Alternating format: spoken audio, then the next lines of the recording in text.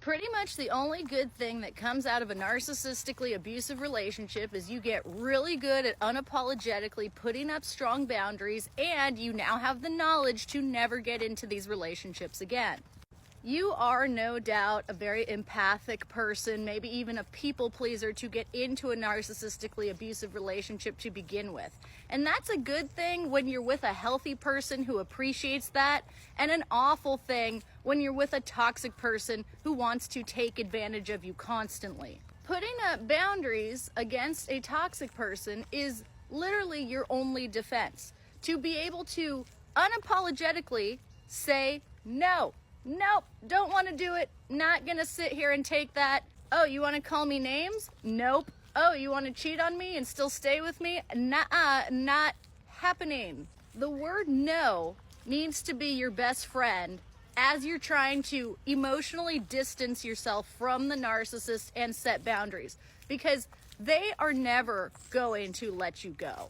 This toxic wheel will spin around for as long as you let it. It's up to you to remove yourself from it by saying, no thank you, I do not want what you're selling, narcissist, goodbye.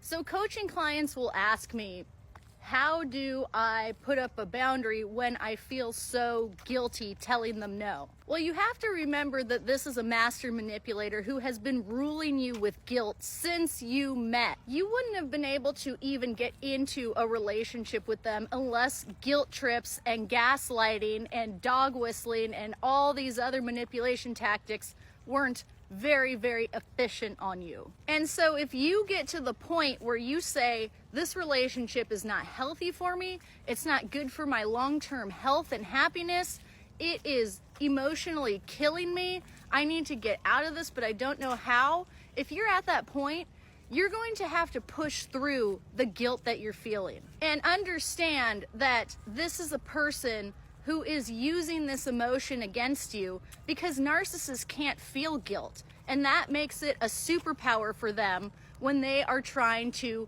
get you back.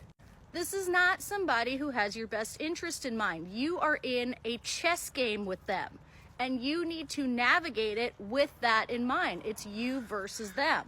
You don't tell your opponent your next moves ahead of time. You don't tell your opponent what your thoughts and feelings are. And then understand that in this adult life, there are consequences to actions. And if somebody has chosen to treat you horribly, the consequence of that might be that you decide you don't want to be with them anymore, so you have to remove yourself from their life.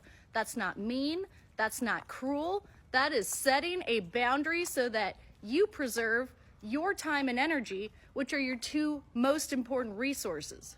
I do have a new book on Amazon, Navigating Narcissists. The link to that is in my bio.